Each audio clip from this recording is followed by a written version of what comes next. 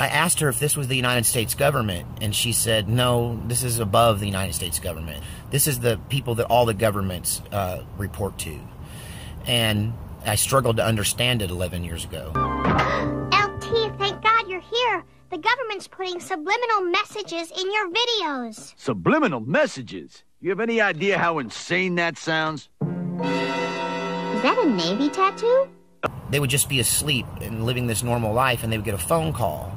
And this phone call would give them their trigger word because they'd been brainwashed and their personalities had been split. So during the rest of the time, this lady thought she was just a housewife, you know, just a soccer mom. And her husband was just a guy that, you know, worked at the police force. He was a cop. And she said that they would get this call in the middle of the night and be given a code word where they would snap out of this false persona and become the MK Ultra Illuminati trainers that they both were. They would wake their kids up because their kids were also in this torture program, becoming MK Ultra slaves. And they would go to an undisclosed location in a rural environment underneath these giant tents, these giant white, like FEMA tents. And I asked her if this was the United States government, and she said, no, this is above the United States government. This is the people that all the governments report to. And I struggled to understand it 11 years ago. And so anyway, she says that they would then engage in torturing other candidates, and that they themselves didn't torture their own children, other people did it. But they would torture children and young adults, and they would use this torture to split their personalities and be able then to be like them. So a code word would snap them out of their fake life and back into the reality of who they were. And that these people, some of them were there against their will, were literally kidnapped and done this to on a regular basis. So at first she was in charge of torturing, and it was her job to torture other people. And I tried to probe her heart about how that made her feel, and I could see that at one time she had no conscience, but at some point she grew one. So, you know, it bothered her now, but she admitted that it was her job then and didn't bother her a bit, that it was part of what the big picture was. So they would train these people, and when they got them to where they could turn them on and off like that, then they would start giving them weapons training, martial arts training, firearms training, and eventually she was promoted out of torture into firearms training, and she claimed to be an expert firearms expert. And being a gun guy myself, I queried her during that 4 hours, and I believe that she was very well knowledgeable, even more knowledgeable than I am about military-grade weapons. She knew a lot about automatic weapons and the various forms they come in. So, at any rate, being a curious guy and being a little scared from her story, you know, I went straight to, okay, so what is the end game?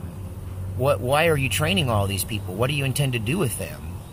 And she, in no uncertain terms, said, oh, they're going to overthrow every government on earth and create a one-world government and take over. We've been planning it for hundreds of years. And it took a long time to build the infrastructure. And we've been training around the clock. Now, keep in mind, this was 11 years ago. She said, we've been training around the clock. She said, we may only train once or twice a month, but there's somebody training somewhere every night. And that there are thousands and thousands and thousands of MK Ultra mind control slaves who are trained assassins who live amongst ordinary people and are, in fact, completely unaware most of the time of who they really are until they're woken up.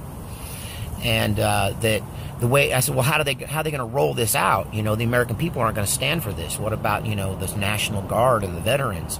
And she said, they have no idea what's coming for them. When we do this, it's going to happen so fast. And I said, well, tell me how it goes. And she said, okay, here's the plan.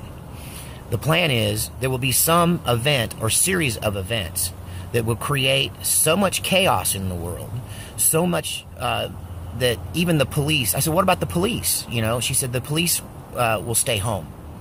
She said, it will be so bad that the police will say, I did not sign up for this, and they won't go. And the ones that do go will easily be taken out by our army. And I said, well, what's going to happen? I mean, are you going to be wearing American uniforms? Is this American military? And she goes, no.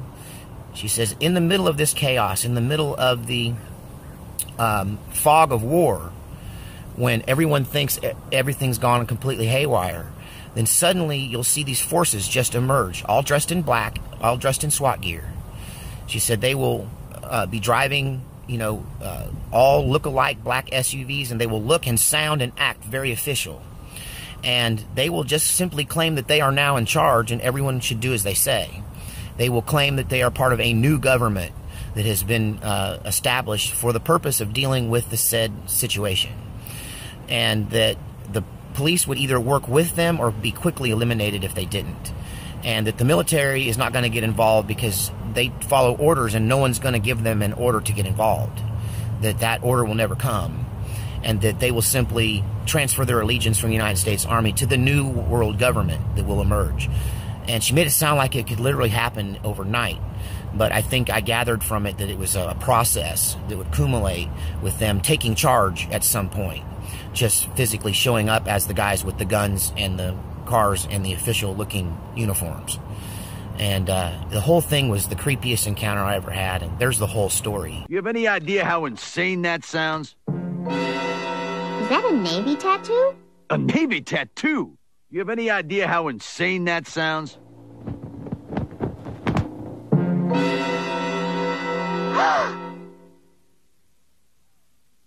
Lieutenant Smash! Yeah, that's right. Lieutenant L.T. Smash. A wig! But your pant legs!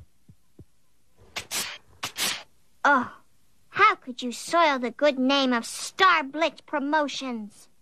Oh, come on, Lisa. We've always used pop stars to recruit people, going back to Elvis. Then there was Sergeant Pepper's, the Captain and Tennille, and the Kiss Army. But you have recruiting ads on TV. Why do you need subliminal messages? It's a three-pronged attack. Subliminal, liminal, and superliminal. Superliminal? I'll show you. Hey, you! Join the Navy! Yeah, all right. I'm in.